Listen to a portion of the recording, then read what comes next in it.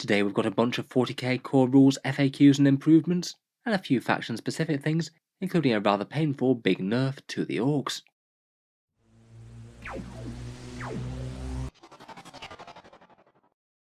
Hello and welcome back to Auspex Tactics, where today Games Workshop have issued a fair few updates and clarifications for the core 40k rules, including one that I think will be really quite relevant, breaking a rather gamey mechanic including ruined walls. We've certainly had a lot of digital 40k rules changes over the past couple of weeks between all these points and balanced data slate changes. Most of these do seem to be quite edge case scenarios to be fair, but a few of them will have big impacts. First we'll talk through the changes to the core rules, including the Ruins combat change. Then we'll look at the rather unexpected nerf to Orc Freebooters, then talk through the other FAQ changes to Xenos factions, then the Imperium. First up though, I'd say the headline news is this change to fighting in terrain, and it's basically Games Workshop breaking a rather gamey little rules quirk that people can and did use to stop people engaging their units in ruins quite as easily, basically by setting up their models so they were very hard to charge and forcing enemy charging units to have to go all the way around to the end of the unit or the ruin. Basically the problem was that, say, if you deployed your Space Marine scouts just over an inch away from the ruined walls, it means that you couldn't quite get, say, this Chaos Terminator into engagement range with them. He'd have to be inside the ruin to be in engagement range, but actually because he's got a big base, there isn't actually enough room to fit him inside that ruin area, which means that basically this guy can't charge the scouts unless he goes to the end of the unit or goes to the back of the ruins. If he was already very close, it might not matter, he still might easily make the charge, but if it was already a long charge to begin with, it might make a possible charge into an undoable one. It was often the case if models were arriving from Deep Strike this way. This has become pretty common practice at higher level tournament play, though I think it was pretty rare that most casual gamers would bother with this kind of shenanigans. It always did just feel a little bit gamey to me. I didn't really like the idea of setting up your squad in a certain way within the ruins, making them significantly harder to charge, compared with just having one guy who's a little bit closer to the ruined walls who could basically allow the entire extra enemy squad into combat. The fix that Games Workshop have come up with this has actually been tacked onto the obscuring terrain rules, so it's only obscuring terrain. Anything without the obscuring keyword doesn't get this. It should mean that this will apply to basically all ruins. Technically, I think they all count as being obscuring terrain, they just happen not to do the whole obscuring thing if they're shorter than 5 inches. In any case, the rule is that while a model is within 1 inches of an area terrain feature with this trait, such as ruins, and the shortest line between the enemy model and the unit in question actually crosses through the terrain feature, then the models are considered to be in engagement range when they're within 2 inch horizontally and 5 inch vertically. It means that in the above example, the Chaos Terminator should be able to happily charge away at these scouts, engage them in combat, and they don't get any reward for their gamey setup. I must admit, I do like the change. Seems a pretty reasonable way of getting around the worst excesses of this, but you might still be able to screen out certain units like this with very big bases, say for example big chunky ones like, say, Space Marine Centurions. It won't apply to that many models though, so I suspect that most people just won't bother with this whole formation thing. The only possible issue with this is that it could create some weird situations. For example, if you just happen to be hiding in ruined walls, it actually makes it easier to charge from deep strike now, I think. Say for example, if you had a squad clustered up against ruined walls that were hiding out of line of sight, that actually usually require an 8-inch charge to require out of deep strike rather than a 9. Could be a small boon for deep strike heavy armies, maybe like Blood Angels or Genestealer cults, jump pack units dropping in, or mutants rising up from the bowels of the earth. I wonder whether this might turn into one of those FAQ the FAQ situations that Games Workshop does know and love. Overall, I think it's a good change though. Generally, if you're fighting units in terrain, it'll be a bit more intuitive and a bit less clunky. Otherwise, there have been a few tweaks to the other core rules of the book. The vast majority of it seems to be the same as best I can tell, but each of these might apply to a few edge cases. I believe that their wording on transports and modifiers was just a little bit unclear before. Basically, they've just flatly stated that if your transport has a modifier like -1 to hit or wound on it, then ranged attacks coming from the squad that are seated in the transport also gain that modifier. It means that, say, if you cast a spell on the transport, it would apply to the shooty attacks on the unit within as well if they were still embarked. Another one is to actions and advancing. There's a fair few rules in 40k where your model counts as stationary, say in the shooting phase. They basically clarify that these should not be taken into account in terms of actions where you often need to remain stationary or to have not moved earlier in the turn. It means even if he counters remaining stationary, he will still fail the action as per this rule. Finally, there's a general clarification to the can't be affected by psychic powers rule, which does apply to a fair few things in 40k, things like the Collector's Assassin or the Custodian Sisters of Silence, and a few other things like Chaplain Listeners or their equivalents can grant it.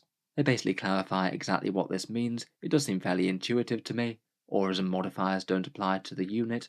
The mortal wounds from Smite and Witchfires won't do anything if you are forced to target this unit because it was the closest. And perhaps the most interesting thing that I wasn't entirely certain of was that if you had a unit that had been buffed by a psychic power, say they were getting +1 to hit from the Chaos Space Marines Prescience, then rules like that don't apply if the unit's targeting a unit that can't be affected by psychic powers. I think that one is technically a rules change, as previously that wasn't actually them being affected by the psychic power, it was the other unit that was being affected. So it does weaken blessings and things, and is a slight buff to the units that can't be affected. All fairly edge case stuff, but occasionally it would be relevant. Next up, and in a rather unnecessary change in my opinion, Orc Freebooters appear to have been nerfed. I'm genuinely actually unsure whether Games Workshop intended to do this, or this is an accidental escape of an FAQ that was previously drafted but never published. But in any case, until they decide to fix something, they've just handed out Orc Freebooters with really quite a massive nerf to their clan culture. When playing Orcs, there's two real main ways to run them. You could either run them as a more shooting flavoured force with a culture like Freebooters or Bad Moons, or go for maximal melee, often with things like Evil Sons or Goths. And the Freebooters are, in my opinion, probably one of the best ways to build a ranged Orc army. Their clan culture is really powerful. Basically, if you kill a unit in a phase, then the entire rest of your army gets a +1 to hit, which is crazily strong for a chapter tactic equivalent. It's decent enough in combat. Most of the Orcs will be going from hitting on a 3+ to a 2, so a 25% boost there. But it is absolutely crazy power in shooting. Orcs often hit on 5s, so making them go to a ballistic skill 4 effectively grants them a 50% buff to their range damage increase. If you had an Orc unit that would kill, say, 5 Space Marines with its average shooting, then you'd expect 7 or 8 Space Marines if the freebooter buff was active. It's pretty massive. It meant that a lot of Orc ranged units tended to build around this, but despite it being an absolutely crazy damage increase over their base stats, it's not exactly like Orc ranged lists were sweeping the competition. Orcs haven't been particularly strong in quite a good long while. For some reason, though, in this update, it appears that they've changed the competitive streak culture from a +1 to hit to re-rolling a hit roll of 1. While that's still a reasonable damage buff over an entire army, it's just insanely weaker than it was before. Previously, you'd expect an extra 50% damage, this will give you an extra 17% damage. It's a tiny bit worse in melee, but not significantly, but it's around about a third the power as it would have been at range. I think it might be enough to genuinely encourage Orc players to play a different clan for ranged builds, maybe things like Death Skulls, Bad Moons, or Speed Mob. I do admit, in terms of in-codex balance, the Freebooters one was just massively better for ranged things than most other clans. It didn't really seem very well internally balanced at the time, but compared with the other armies in 40k at the moment, it doesn't really seem like having them hit on 4s really is the worst thing. You still have to go through the rigmarole of actually getting it set up and kill a unit at range without the buff, so it's nowhere near as passive as quite a lot of other chapter tactics are. It just feels like the sort of change that might have been very reasonable just after Orcs dropped, where they had loads of buggies and planes running around and just hoovering things off the table, but those days have long passed, and freebooters aren't really considered particularly strong compared with all the other nasty things out in 9th. Perhaps one of the things that makes me suspect whether or not this might have been intended is they didn't print it in magenta, which is the colour that they usually use for updates. Instead, it's just printed in black ink. I do wonder if it might have been something like a old draft for a rule when they were thinking about fixing it, but instead they decided to go via the route of limiting buggy and plane spam and the extra points increases that the Orcs got in January. In any case, until they do decide to change this, the rule does seem like it'd stand. Freebooters went from being great to fairly terrible. I'm sure it's not going to be particularly popular with quite a lot of Orc players. Otherwise, for Xenos, there's a few scattered bits. First up, there's a clarification to Tau Empire, where they've closed a loophole in the rules that I really didn't think was intentional at the time. Basically, you could get around the Farsight Enclave's restriction on ethereals by using a custom Sept Tenet and making them an allied world to the Farsight Enclaves. You got to keep their Sept Tenet for the extra damage up close, and you could also take ethereals along because there wasn't anything disallowing that. It was certainly fairly common practice at tournaments for a bit, though maybe a little bit less popular now, seeing as the Farsight Enclave's Tenet was nerfed somewhat. They have basically just added a rider saying that if you use a Farsight Enclave's allies rule, you do get the rules about having 2 commanders in the same detachment, but no ethereals. Technically this is a nerf, as it does prevent you from getting Farsight Enclaves plus Ethereals in the same army, but to be honest that didn't seem particularly in keeping with the fluff to me, and this FAQ just seems to imply that it was an oversight and not more than that. Next up, there's a trio of clarifications to the Genestealer Cult's Crossfire. Crossfire is the rule that when you shoot a unit a bit, you can get a marker on it, and then your units can be +1 to hit, and if you have the right positioning on it, they can also count as exposed as well. There are a few other ways that you can manipulate it, or have ways to make your target automatically exposed, and they've clarified here that you can only access any of that if your army has Crossfire to start with, essentially not taking Tyranids units, and you can only have a certain amount of Brood Brothers from the Guard. I think that one was kind of necessary to answer, to be honest, as it wasn't explicitly spelled out. You had a bunch of other rules in the codex saying that this unit counts as exposed or something, perhaps implying that you could still get exposed even though you didn't have Crossfire for most of the rest of the army. With that, there's also a slight clarification to the Sanctus as well. He is one of those units that counts his target as automatically exposed with his sniper rifle. And it maybe just was a little bit confusing, because usually targets only count as exposed if you've got a Crossfire marker already. Basically, they have stated that now his attacks only count as exposed if they do have that Crossfire marker on the target, so technically that is a nerf.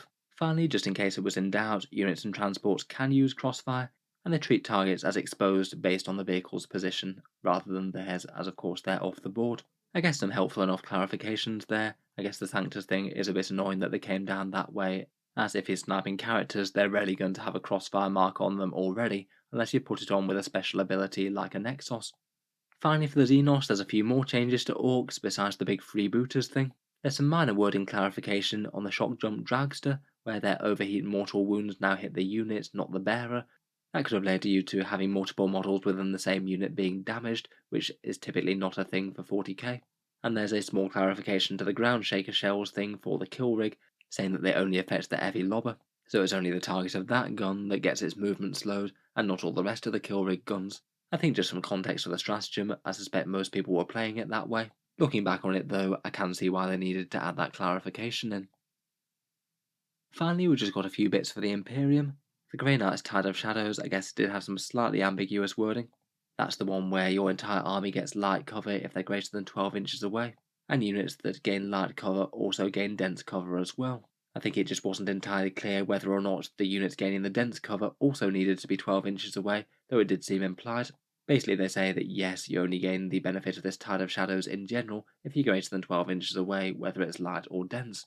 For the Adeptus Custodes, they've just added in a very small change to martial discretion, the now once per game thing for giving a martial Qatar to a unit. Now they do specify that you can only do it for units with the martial Qatar keyword, so not things like Sisters of Silence, for example. Not that you'd usually want to give it to them, I suspect.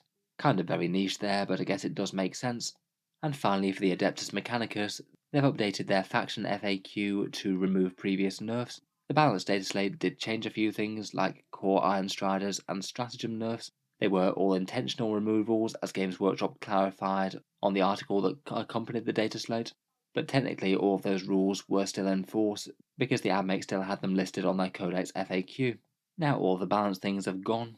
I guess the FAQs were the place to buff and nerf armies previously, and now all of that's generally collected on the balanced data slate, as opposed to the FAQs for fixing broken or non-functioning rules, or clarifying ambiguous ones. So overall, for the core rules changes, I think again they've done a very good job. They've been continuing to refine 9th edition rules to make it better. I really like the Fighting Through Ruins Wall changes, though again I think they might need to tweak Deep Strike rules to make sure that Deep Strikers don't get excessively easy charges on your units sheltering in ruins. The other tweaks and clarifications are kind of edge case but handy to know, and the stuff for the Xenos and Imperium all seems kind of sensible. I'm not surprised they clarified the Farsight Enclaves allied thing, or Genestealer Cult Crossfire in the way that they did. On the other hand though, I do kind of feel that they've really dropped the ball with the Freebooters thing. Perhaps it could open the gates so they could actually afford to buff Orc shooting a fair bit more now, and it doesn't just have to be balanced around the crazy power of the Freebooters. But at least for the Codex as it stands, I don't really think that the Freebooters needed ruining like this. In any case, let me know your thoughts down in the comments below. If there's anything else that I missed, or if they do decide to change anything, I'll try and update this video with a pinned comment down in the comments section. If you've enjoyed the video and you'd like to keep up with 40k's rules updates and Games Workshop's releases, feel free to subscribe to Auspex Tactics. I do tend to post new 40k videos just about every day. Finally, if you have been enjoying all the stuff on the channel or finding it useful, I would just like to mention that Auspex Tactics does have a Patreon page, and that's linked down in the video description. Trying to make all the many 40k rules updates digestible for you guys does take a fair bit of time and effort, and if you have been finding it handy, any support is enormously appreciated. Channel patrons do get a fair few advantages, seeing certain videos early each week, regular votes to see what sort of things come next on the channel, and automatic entry into the regular prize giveaways with a chance to win some really big model kits each month. If any of that sounds good to you, or you'd just like to help support, the link is down in the video description. In any case, a massive thank you for listening, and I'll hope to see you guys next time.